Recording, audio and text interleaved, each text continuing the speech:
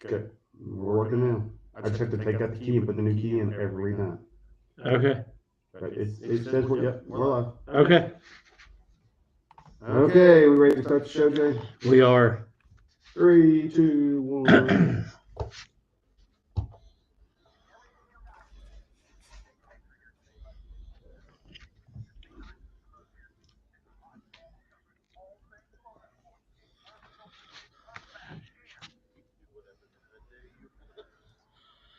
And we are back with episode 32, Scar Tissue.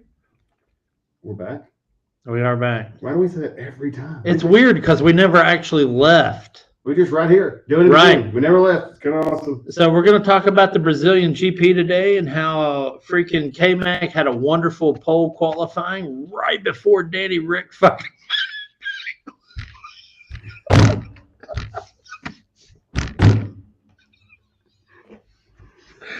Oh, we'll just turn that recording off. Yeah. That doesn't count now. Yeah, so, yeah. What are we doing, Jay? So we have to start over. We got to start over. Yeah, we do. Yeah, so all the people out there watching on YouTube, we got to start over. This is what I said today. We need ESPN to get, to use HBO instead of Disney so that we can sound like how we want to sound. But here we are. Here we are. That's not what we're doing. So let's roll this again in rated G for Disney. Rated D for dumbass. Yeah, let's do it again. 3, Sorry. 2, 1.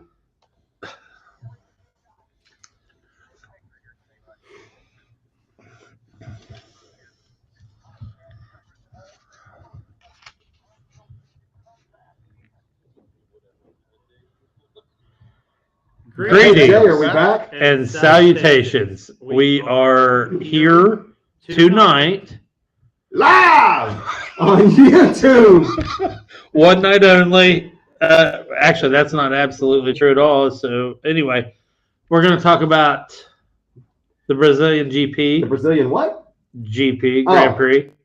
I thought you had a procedure done. Obviously, I titled this episode Scar Tissue, and Mikey, I love it that you love chili peppers. I do too, but there was a lot of scar tissue this week, and we're going to get into that, and that's why the episode is appropriately named thus. We're going to talk about Rally Japan. We're going to get into the Abu Dhabi Grand Prix preview, which this is the last race of the season, man. How you feel about that? I'm sad. I am too. Moving on. We're going to have news from the paddock. There is a bunch, which we're going to have to discuss because you and I think, are going to go head-to-head on this one. And then, of course, we're going to have podiums and backmarkers. Chad's going to social shill for a while. I know a lot of you all were looking forward to the holiday gift guide for motorsport fans this week, but Chad had a really great idea this morning. He called me when I was super busy and really didn't want to take a phone call from him. So I didn't answer, probably. And said, hey, man, next Friday is Black Friday. We should move that to the day before Black Friday, of course. And I'm like, dude, that's brilliant. Brilliant. We'll link all of our sponsors. Yes. And then we can get a cut off all the stuff you guys buy, right? Correct. No. I'm correct. Yeah. I'm correct. Not We're not getting anything. So if you want to sponsor the show, now would be the time to jump on here and do that. Hey, though, that's actually a pro for all the people that do listen, is that anything we bring up on the gift guide, we're not getting paid for. No. It's probably stuff that we actually want for Christmas, so you could just send it to us. Just send it to us, care of Jay's mailbox. Yeah. We'll make sure it gets there. Yeah, so anyway, that's what it'll be. Rock on. All right, so where are we starting first? Brazilian Grand Prix. We are going to start in Formula One this week. Hamilton almost keeping that streak alive. Almost. Even George, you're racing. Yeah. You're racing the champion. Which I love, by the way. I do too. And you hate George. I get it. He's out there racing shirtless. I don't like him either. Yeah. To hold off a champion hadn't won all year. My problem is is not the shirtless piece. My problem is his. You like him being shirtless? Okay. Understanding. Thing is he likes George shirtless. No, my problem is his understanding of what it means when somebody turns right into you. You can't turn into somebody and then say they turned into you. Yeah, he's like my kids. He is exactly like your kids. Nothing's ever their fault. Nothing's ever their fault. I mean, they could drop a glass of milk right now and be like, yeah, Yeah, What did he do? it's your kids and Pisces. I'm not a big zodiac guy, but I don't know if you've That's ever the noticed. second time you brought up Zodiac to me. You sure you're Yeah. not a big Zodiac guy? I'm not. But Pisces, it's never their fault. It's What is never. Sagittarius? I don't even know. See, that's my point. I don't even You know just what happen this to know guy. what Pisces is? I'm a Leo. I've been married to 2 Pisces, by the way. He does not care about Zodiac stuff, in case you're wondering. Yeah, but Pisces I do. I'm on the lookout for. Hamilton was very close this weekend. He's only got one more race, man, or he's going to bust the streak that you brought up like 10 weeks ago. Yeah. 19 years, man. Yeah. You thought this week was going to be it, I think. Yeah, I mean, and here's my thing, and I think Hamilton we'll never know for sure. Yeah. But I think he did an old guy thing this week, and he realized the importance of George Russell. Getting his first win, and I think he backed off because me and F1 Farmer and Chaz Michaels were watching this race this weekend, and he was within 1.1, and then the second lap he was 1.2, then he got back within 1.1, but then all of a sudden he was 1.7 and 2.5. So you think he did it on purpose? I think he was in his own head during the course of those last 3 laps, and I think he thought, man, this will look good. It's not going to better my position in the standings. Let's give George his first win. You really think so? So, George, if you're listening to this, I still think you gave your first win, because if Lewis Hamilton wants to catch you and pass you, he does. All right? So I don't want you to think you did anything special. Chad's giving me the look. Jay. Oh, we're on video. Jay, you don't. This is Kyle Larson. You don't get to say This is you not a didn't good do look for our anything spot. special. Yeah, you won an his F1 Grand Prix. First Grand Prix at the elite level of Grand Prix, and you seriously just said it's been his lifelong dream. You're like, yeah, you did anything special. Yeah, Lewis whatever. gave it to you. Okay, moving on. Verstappen. Wow, I can't believe it. I mean, like, that's a hot take right there.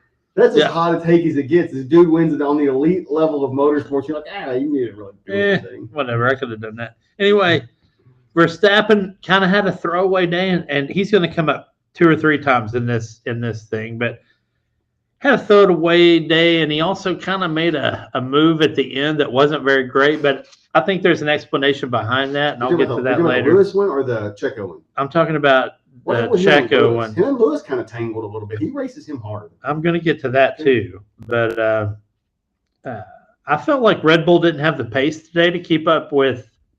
Not today, but I felt like it during the race. They did not have the pace to keep up with neither Mercedes nor Ferrari. So that was good things for me. Looked like tire deck got to him pretty bad. You just took my line. It's the one thing I got. Well, go for it. Like tire deck. Well, they were just talking about how bad. I can't dive into it like you do. Yeah. But they were just talking about how Red Bull didn't have the pace and how tire degradation was really bad for the Red Bull cars, and not. It was just showing how Mercedes kind of leveled off and had, you know what I mean, like consistently good tire degradation through the entire race, and Red Bull kind of went to a peak and then went straight up. And this is my thing with Formula One. Really quickly is what I mean. With the Formula One organizers, they've created a track list that I think highlights any given team, right, on a certain weekend. And this was a Mercedes style weekend and a Ferrari style weekend. So I really like that piece of it. The move that, and I'm going to go ahead and knock out a couple things on our list right here. Let's knock out. By the way, everybody out there, this list, that's the list, that's the list. Everybody give an attaboy to Jay Neal. Wow, man, thanks. The heart and soul of the organization. But he puts up a killer rundown. So Verstappen gets into it with Hamilton. All right, coming out of the center turns, like I said last week, that would happen. Verstappen gets slapped with a 5-second penalty. Is this? Hold on, stop. This is the Lewis Hamilton. Collaborate and listen. ICE is back with a brand new invention. No We're gonna get joke. tagged on YouTube for that. That's for sure. This is the Lewis Hamilton where they bang into each other, right? Right. Okay. So You're saying he got tagged with 5-second penalty, which he didn't deserve, and that's what I want. Thought he was up again. I mean, he was more than halfway up the car. Okay, so well, there's that, and there's the fact that neither one of those drivers had a place to go. Hamilton, couldn't go wide. You've driven Brazil For sure. and video game or not, the physics are the same. Yep. Okay, so if you're coming around that turn, you're going to drift right, which is what Hamilton did. And Verstappen's trying to get in there, and he did. He got there. He got there, but they hit each other. They slapped Verstappen with a 5-second penalty. Hamilton called out on the radio that was not a race incident, which it absolutely was. It's pretty bad when the F1 commentator crew, and this is one thing I love about those cats, dude. Hold on, wait. Lewis was saying that Dippin' Dot was in the wrong. That Verstappen was in the wrong. Okay. Yeah. Okay. But I love about the F1 commentating crew. They disagree all the time, and I love that. Yeah. So Sam Collins, who's not a Mercedes fan, Jolyon Palmer, who's absolutely a Mercedes fan, Will Buxton, who doesn't like Lewis Hamilton but likes George Russell, right? Okay.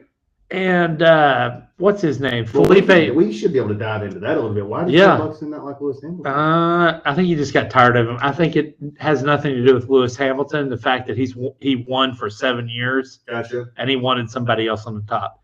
And Felipe Massa, who's a previous F1 driver, who's unbelievable, but they commonly disagree, and yet they were all in agreement that Max Verstappen did not deserve a 5-second penalty there. And I agree. It was absolutely a racing incident. Yeah, it looked to me like he had – I'm not trying to say he established the position, but yeah, he was more than halfway. I mean, his front tires were almost the front tires of Lewis. Right. That's pretty much there, Yeah. So tons of carnage on lap 1. Yep.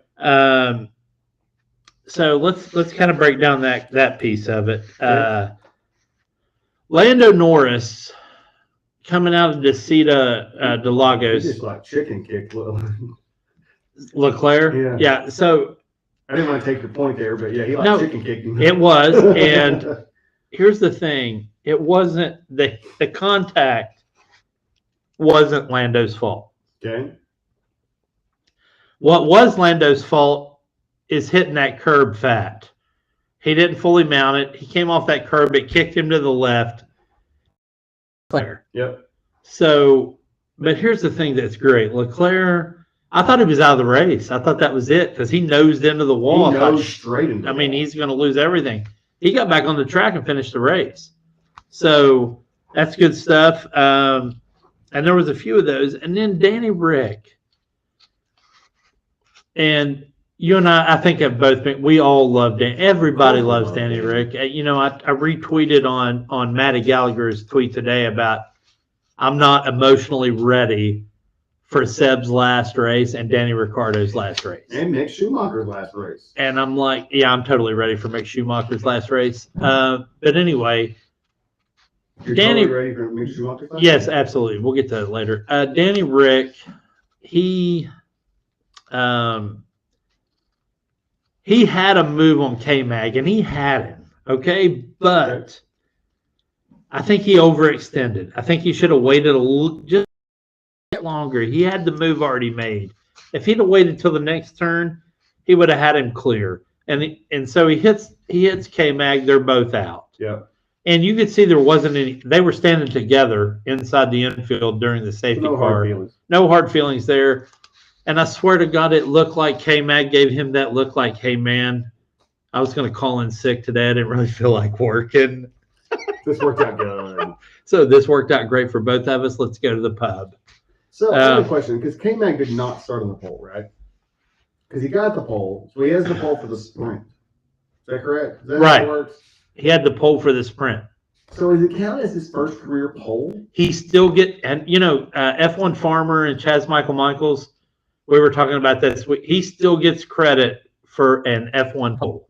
It's a weird thing. Yeah, the sprint's a weird thing, but I love the sprint idea. Oh, I do too, but I just don't think I get that you won the pole for the sprint. You didn't win the pole. George Russell won the sprint, right? Right. So got the pole for the race. Right. He got the pole for the race. Whoever starts in first is on the pole. Correct, I but don't K-Mag got the pole for the race. It shouldn't count as a pole in your career standings. Though. See, I disagree with you, but okay. I don't understand why should that count as a pole? And I don't understand you scratching your brow over this, but so until the sprint becomes mandated at every race, which I don't think it will for a few years, maybe a couple of years, the pole has to count for something, right? Or just do away with it and say, hey, we're going to run 3 practices in the sprint, and whoever pans out, and that might be a whole separate topic in and of itself, but I just realized that. Sprint race. You saw the practices, best combined. Well, you know, when we run practice, yeah, it has a list. Well, I know, but I mean, it has a practice 1 list, practice 2 list. All right, so let's do FP1, FP2, and Q1. Okay. And whoever comes, and in the order from Q1, that's how you do go into the sprint, or you call it sprint Q, whatever you want to call it. Okay. But until we have a sprint at every single circuit. Why don't they have a sprint at every circuit? Because it's a tryout period this year. I thought they did last year too. They did. So wasn't last year the tryout period? I guess technically both years of the tryout period. Chad, let's move on. Let's move on. Okay. I mean, let's. Getting uncomfortable over there, Jay? Okay, Okay, where are we going? Where were we at? All right, so we still have to talk about a few things. Okay. Okay, I'm going to skip that for later. All right, so Lance Stroll. You're over here skipping. I don't even know where you're going. I'm trying not to. I'm trying to down this list. I'm trying to get fired up in order. So Lance Stroll. Fired up in order. Lance Stroll.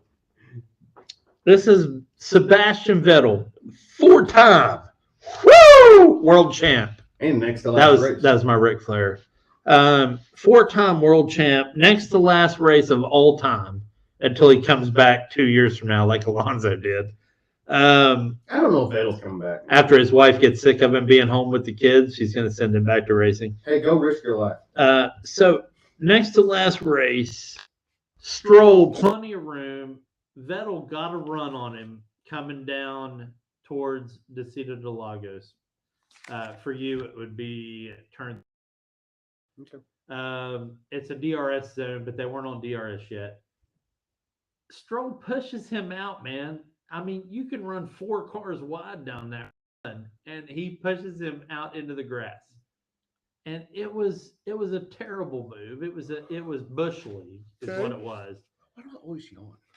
So it was completely savage.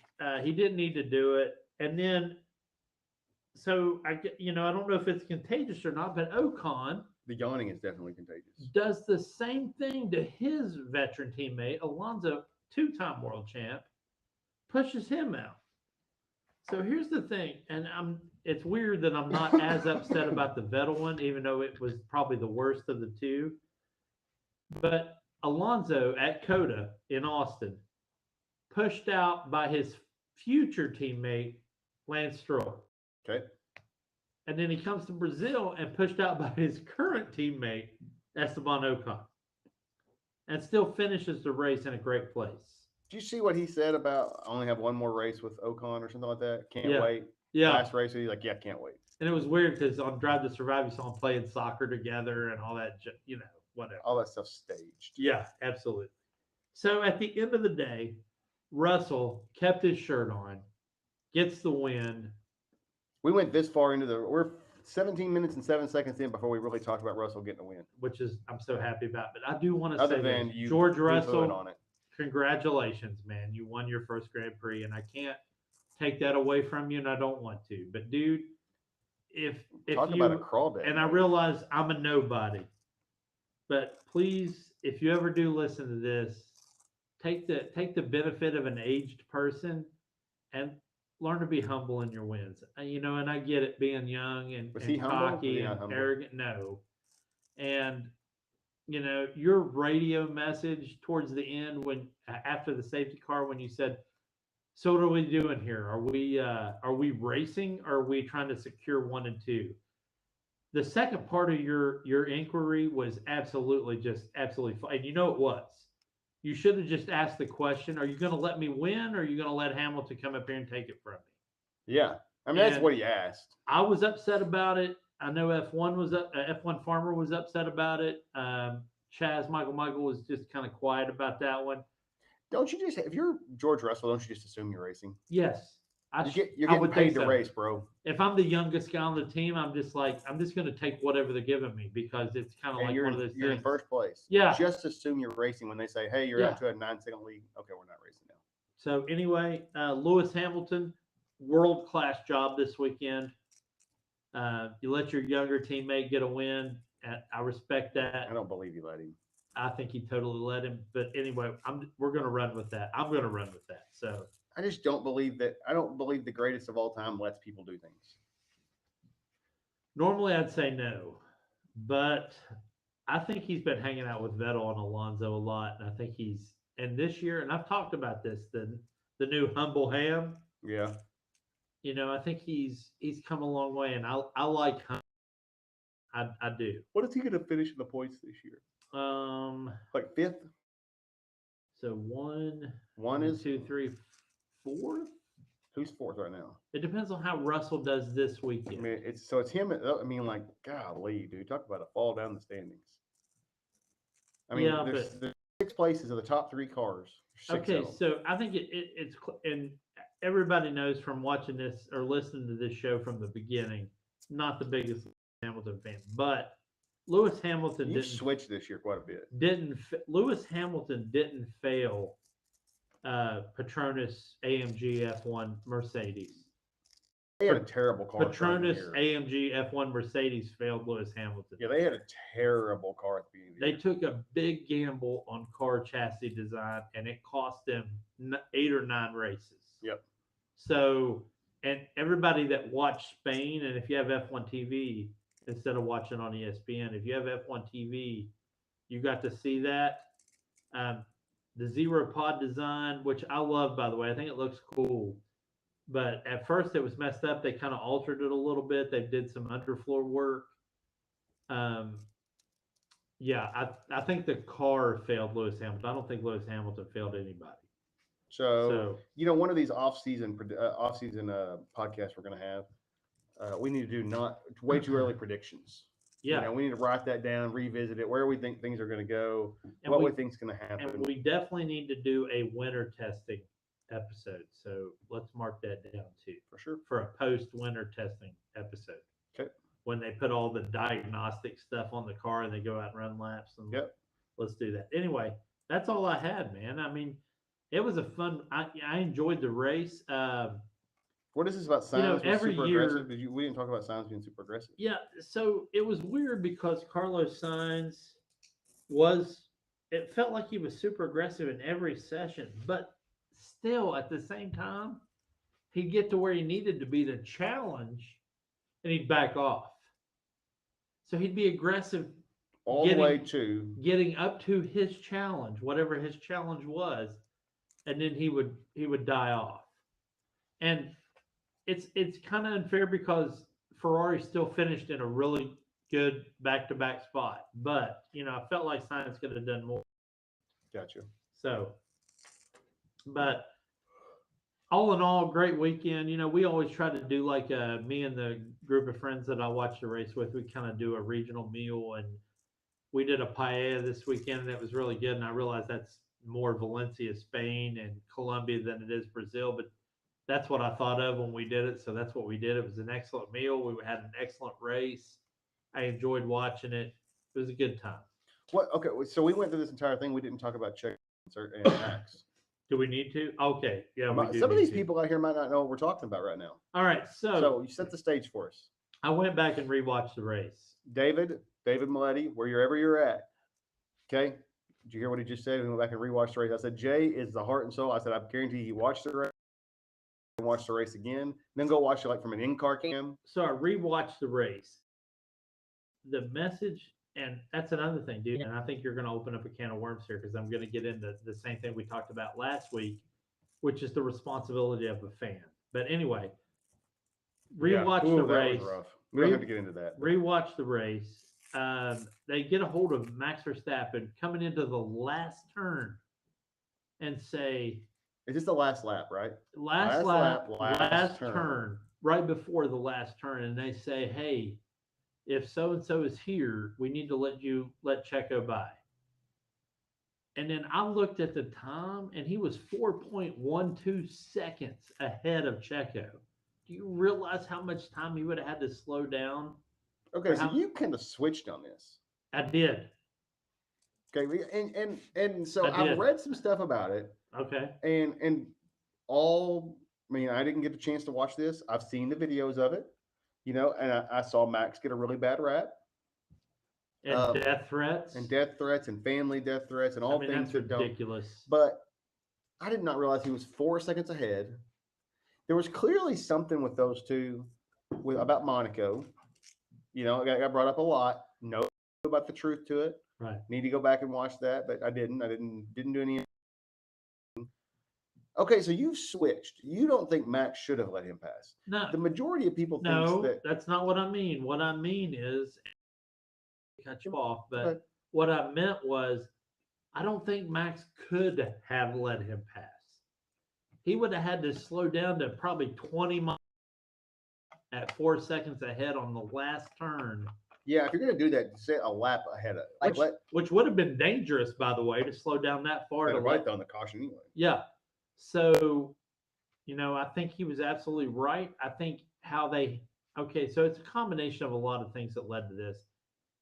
It was a combination of the telecast, the broadcast of playing his radio, piping in his radio at the perfect moment to cause this drama. Yeah. And I don't think Checo got to hear any of this, obviously, until it was over. So they probably went back to the booth and talked it out, and they even said they did. And they said, "Hey, everything's cool, we're good." Yeah, I had a chance to help Checo this week. I will. Yeah.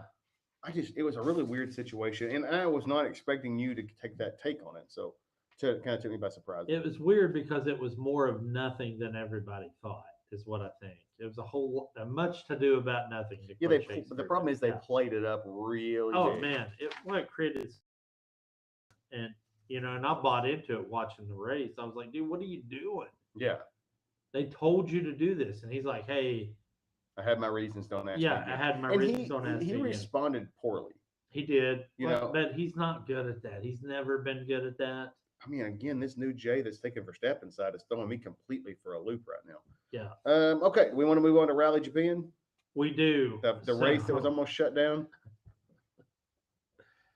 Okay, so Rally Japan, I love Rally, and it's one of my first true loves when it comes to motorsport. Chad and I recently picked up WRC Generations, which is the newest game. I gotta do my weeklies. And by the way, we're sitting in second place on our group for weeklies. We need to twitch that. I need to twitch that, do a better job. So the Fuel Pod's doing pretty good with 2 out of 8 drivers. Mikey, you can fill the third spot if you'd like. If anybody would like to fill the third spot, just buy Generations. Let us know on the Discord. We'll get you on there. We got 8 spots left. Anybody. Anyway, it was a complete crap show. Okay. This weekend, it almost got red flagged for the weekend. So there's a couple different things. First off, there was a WRC2 event there. And during the course of the event, a private Joe Blow civilian entered the course. How's that happen? I'll tell you how it happened, Chad. I'm glad you asked. I'm glad you asked. So normally it's taped off. So apparently that section of track was not taped off. It was also a junction from an open road, which by FIA regulations, when they have a junction for an open road, there has to be a marshal present there to ward off people entering the course. Yeah. No marshal. No marshal. So this guy in the WRC2 car ended up having to swerve. I'm sure it scared the complete junk out of the regular driver that was probably on his way to the grocery store. Right? Can you imagine? Yeah. So doesn't even know a rally's going on, obviously. So that was event number 1. Number 2, Sordo, who drives a Hyundai. His car exploded. And when I say exploded, make sure, and everybody listen to this, and Chad for sure, make sure you look up Sordo explosion on YouTube. Okay. It's a miracle these two got out of the car alive. This car burned down to the axles. Wow. So there was that, and then Kaito through the tunnel, and we talked about the tunnel last week, how narrow it was. We talked about the tunnel. I remember Comes the out tunnel. of the tunnel, One of my massive, favorite segments. massive fog into a right turn. I mean, I watched the onboard from the dash video. Comes out. So he's coming into the tunnel or out of the tunnel? No, he's through the tunnel. He's coming out of the tunnel to a blanket of fog, and I mean fog you can't see through. Okay. Into a right-hand turn, slams the left side of the car into the wall, tears the entire left side of the car off. Okay. And he's out of the race. And it was so bad this weekend that the FIA threatened to red flag the entire rally. Has that ever happened before? I do not know. That's a good I mean, have you ever question. heard of that happening? No, but I'll look that up, man, for sure. But sorry, I'm gonna have to look that up later. Anyway, funny story. So I'm trying to piece together our rundown tonight, and I remembered the guy almost ran into by a civilian, the Kaito, and I wanted to look up the Sordo thing. So I just typed into Google what happened at the Japan rally. And one of the choices that comes up just on a funny side is, why did Japan attack Pearl Harbor? Okay. So I want to bring that up because I'm like, what happened at the Japan rally into Google? Okay. And one of the top 7 choices was, why did Japan attack Pearl Harbor? So why did Japan attack Pearl Harbor? Okay, well, I mean, we can get it. That's a whole separate episode. So next week on History Daily with Chad and Jay, we're going to talk about why Japan attacked Pearl Harbor. Anyway, that's not true. I feel like none of that was important to what I asked into Google. So Google, check yourself before you wreck yourself. Anyway, I'm sure that the guys at Google will. It turned out being a good rally. So the biggest complaint from the drivers was that the course was too slow. I mean, there were stages where they barely got above second gear. And one of the best quotes from the weekend came from Sebastian Ogier, who's a multiple championship winner, saying, "We're rally drivers. We would like to go fast." Okay, yeah. So really upset because they switched their dirt course to their kind of gravel course in Tokyo City. But the results this weekend, and it's weird because you and I have talked about Kalle Rovanperä a lot for the entire year, and not even in the top 5 this weekend. How did Elfyn Evans do? Did he race? So I knew you were going to ask that. Elfyn Evans, like I watched a lot of stages, probably 12 or 13 stages, which is good for people that have regular jobs and lives, but it's hard to watch that many stages. He was in the lead for all of that. Really? And I was like, oh my God, Elfyn Evans is going to win this thing. Yeah. I'm happy. Stage, and I come back, and Terry Neuville's in first place, which I like Neuville too. He's a good driver, good rally driver. So the final results were Terry Neuville in the Hyundai with a 2 hour and 43 minute and some change finish, and then Oyt Tanek in the Hyundai. He was about a minute 11 behind him. And then Katsuda, Ogier, and Evans in the Toyota. He had a bad stage in Yeah. there somewhere, huh? Like Somewhere, a really yeah. bad Yeah. stage. And I didn't get to see it, so I don't know what it was. But anyway, that's what it was. Okay. So that's Rally Japan in a nutshell. Rally Japan. How do you say Japan like in Japanese? I think it's Nippon. Nippon. Isn't that weird? How we say stuff? N-I-P-P-O-N. Yeah. We say stuff like Japan. Why wouldn't we just call it Nippon? Yeah. I don't know. I don't know why. Okay, so next up on the docket, Abu Dhabi preview. Last race of the F1 season, the Abu Dhabi preview. I wanted to look at the odds this weekend. And Chad, if you look at, you'll see names, and then you'll see a number with a decimal in it. 2.25. Basically, that's what you'll win for every dollar you bet. So for Verstappen, he's a 2.25. So if you bet $1, you'll get 2.25.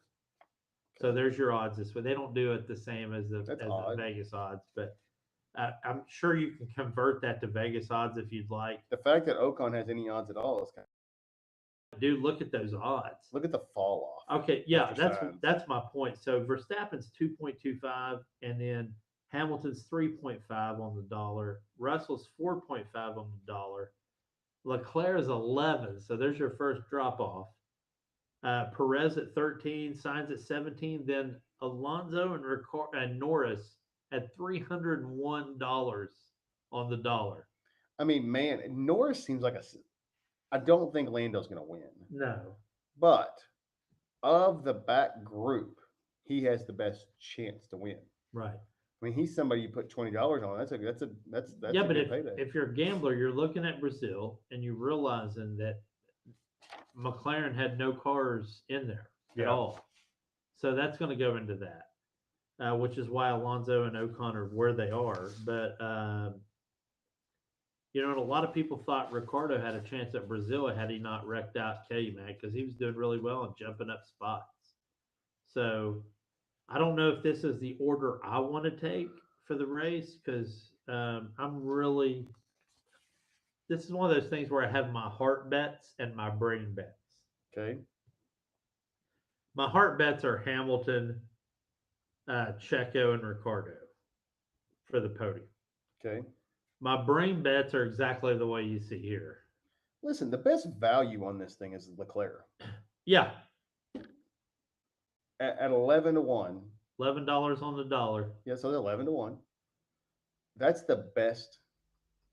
That's the best odds. Safest bet, yes. Because he has the best chance of winning. He has a great car. Yeah. Great talent. Has won races this year. I have no idea how, but to me, that seems like the best bang for your buck. Yeah. Because 2.25 to 1's not much. 3.5 to 1's okay. 11 to 1 on somebody that's a championship contender at one point. Yeah. Seems like a good bet. Yeah, it does. So anybody wants to go down, we're not telling you any problems, get help, but maybe Leclerc is the guy. News from the paddock. Danny Ricciardo finalized. This is the number 3 driver at Red Bull for 2023. I know there's a lot of scuttlebutt around that. I put a question mark. So apparently he was offered the reserve driver at Mercedes. And had he not accepted that, they were going to offer it to Mick Schumacher, which is my next question mark. Did he? He hasn't accepted it, right? He turned down Mercedes completely. Also, you have the issue where Helmut Marko. Man, why wouldn't you take that job? Because Helmut Marko came to him and said, hey, man, we'll offer you X amount of money to be our reserve driver, which brings into this conversation you and I had earlier this week about AlphaTauri, and they're kind of buying Red Bull completely, getting control of that. Yep. And he could possibly go to AlphaTauri. Man, I don't know, though. I'm going to take a step back, right? Okay. Take a step back. We know AlphaTauri can win because Pierre Gasly's won. Right. But do you take a step back and say, okay, I could be a reserve driver for Mercedes for 1 year. Lewis Hamilton, odds are he's going to retire next year. And then you're sitting there pretty. I mean, who knows if you get the spot or not? Man, my mic keeps moving. Who knows if you get that spot or not? Right. But man, you're in the catbird seat for it. Or do you want to go? So you're saying he wouldn't be at AlphaTauri this year, right? No. Next year. Yes. Getting rid of Yuki, I assume. So 2024 is what I'm thinking. So you think he'll be the reserve driver for Red Bull? Yeah. And then move into AlphaTauri. Yeah. Next 2024 for Yuki Tsunoda. Or midway through 2023. Halfway 6, 7, through, 8 if races. they decide to pull the plug on Yuki. Yep. Okay. So does that mean Mick Schumacher's going to Mercedes? Mick Schumacher is going to Mercedes. So he's going to be the reserve driver at Mercedes. That's a for sure deal. Yeah. Breaking news here. And then Binotto. Does Egon have a spot next year? Binotto's a chief principal at Ferrari. And if you don't know, we have ripped on him pretty hard this year. His strategies have been questionable. At best. I mean, he even sent out a driver on intermediates this week on a dry track. Yeah. So let's go questionable at best. Ludicrous for the most part. Is he out? Do you think he's going to leave? Or, I mean, I know they're coming out and they're giving the Zach Brown answer. Oh, there's no news is good news. Binotto's not going anywhere. I think he's out. I think he's out too. I think he's gone. And then today is confirmed Nico Hulkenberg does get the nod at Haas. Schumacher pieces out. and we get the duo that we all love Right. of K-Mag and Hulkenberg, Yes. who don't like each other They hate each other. at all. Right. And Nico Hulkenberg has the rare achievement of having 0 points, right? Yes. What are you pointing I have to step out for a second. at? Okay. You have to step out for a second. So what are you going to leave me hanging here? Yeah, you're gonna So we You got to got move it. into our podium and talk back about markers. and move into your podium and back markers. So we got to move into podium and back markers. Jay is like legitimately leaving me in the middle of this podcast, walking out the door. Done. Okay. So some things I want to talk about. Danny Rick. Should he go to Red Bull? Should he go? I would have gone to Mercedes. I'm going to tell you that right now. Man, it's kind of weird. He just kind of left me here. I don't know that I love the Mick Schumacher to Mercedes. That seems weird to me. I was hoping he would go somewhere else with a full-time ride. I think he's still got enough talent to be able to do a full-time ride. Nico Hulkenberg, I don't know anything about him. I know Jay talks about him a lot, and I know there was an incident between Hulkenberg and K-Mag, and I don't even know. I wish Jay was in here because he knows what happened, but I think Hulkenberg even confronted K-Mag in the middle of an interview, and K-Mag had some choice words back for him, but I don't know exactly what happened. So again, maybe Jay will come back eventually and we'll talk about it. So I don't know exactly what happened there. So I guess I'm going to move into my podiums and back markers. Give me just a second. I'll hit the button, turn it down a little bit. So my podiums this week, starting in the back, Mercedes. They are running extremely well. They are at the front every single, I mean, obviously they won. They've been at the front every single week. They have been challenging for wins every single week. Hamilton's been running fantastic. They've got that car dialed in, and I feel better about that. 2, Checo. After listening to what Jay said, maybe that he shouldn't be on my podium, but I felt like he handled the situation with grace. You know, he kind of had one little snide remark, but that's it. I mean, you didn't hear a whole lot from him out in the media. You didn't hear a whole lot about him dogging Verstappen. You didn't hear any of that, which was kind of nice. And then number 1, George Russell. How do you give the guy? He has to be number 1 on the podium. Got his first Grand Prix win. And look who joined us and graced us with his presence. For the record, dude, I loved your podium. And Checo is, I don't toss this term around lightly, but I do toss it around a lot. He's world class. He's a lot like Hamilton. Yep. He didn't badmouth Verstappen, and he backed the team, and that's what I love about Checo. So my podium, number 3 is George Russell. I know he got the win, but he's my number 3. Okay. Because they, even though not the best day, they quietly came in pretty good. I don't even know what they finished, 4 or 5? Yeah. And then he didn't get his win at a track that he is very, very good at, but I feel like he gave Russell a little boost for his teammates, so I give it to him. Okay, moving to the back markers. Mine. Good times. I don't know. Wait a minute. I don't remember why I put Checo on here. Because he got hosed. Sort of. I don't remember why I put Checo on here. Number 3 was Red Bull, just because of all the crap out there today. Yeah, a lot of stinks. And then I think that's going to be my only back marker, because I think I was doing this and I put Max and Checo on there, and I don't remember why I put Checo on there. Max was just because he got a bad look this week, but after listening to you talk about it, I think maybe I overreacted a little bit. Yeah, I obviously overreacted first because Yeah. I got the same information everybody else had. So I think I'm gonna pass on my back markers this week. Okay. Put maybe the Red Bull team as a whole. Okay. And it was a bad look for them. And whatever happened, whether it was miscommunication, whether it was Max should have let him go through, maybe Christian Horner should have let him earlier, whatever it was, as a whole, I think Red Bull deserves to be on the back markers. Yeah. My number 3 is Esteban Ocon. Come on, dude. Seriously? That move on your teammate Alonso was bad, and you know it. Second, Lance Stroll, same reason. Come on, brother. You had plenty of room. You had another 8 feet of room you could have moved over. He had you. You knew it. You broke the rules of engagement, and you engaged him below the hard deck. So here we are. And number 1, the Rally Japan organizers. Guys, I don't know what to say, man. You can't let civilian cars on your track. Yeah, it seems like during a a bad rally. look. So Seems that like- was just bad. Good finish, strong showing, but come on, fix Safety, it. not exactly great. Yeah.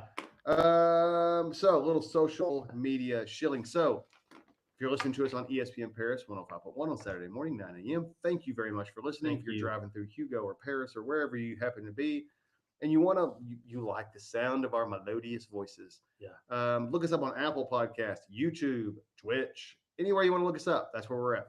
So Twitter, Jay, Neal 729. and that is J, the letter J. Yeah. Yeah, Not J. the word. Yeah, and I'm 610 on Twitch.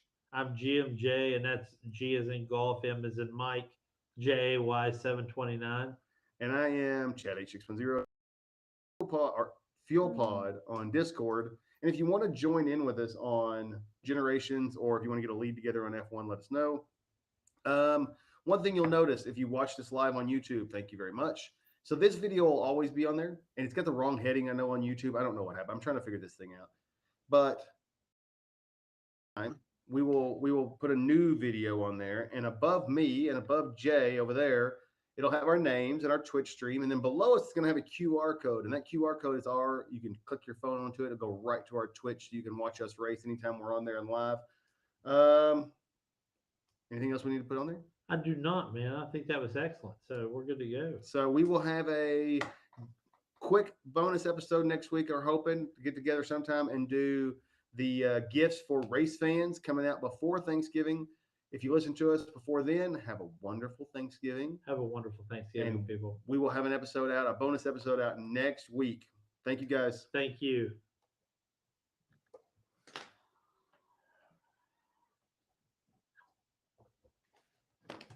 We're still live on YouTube. Which is fine. All our YouTube people out there, thank you for listening. Hey, thank you, YouTube. Again, awesome episode. It was. I felt like man. it was good. Thought so. I thought there was something you leaving me in the middle to have to go to the bathroom. Yeah, I wanted to throw something at you. you should have. It's okay. You're old and your bladder doesn't work like it used to. Plus, yeah, I drank like 3 gallons of water today. So Eric, who's Chaz Michael? that's his dad. So his dad's name is Chuck, but Eric calls him Chaz. But when he said that, I immediately thought of Will Ferrell's character from Blades of Glory, where he's the male figure skater. Okay. And his name in that movie is Chaz Michaels. So in my phone, Chuck's contact is Chaz Michaels. A lot to unwrap there. Okay. So Chaz Michaels and Eric, if you're watching this on your big screen TV, I hope we look pretty. Thank you for watching. And we will see you guys hopefully next week sometime. Thanks, guys.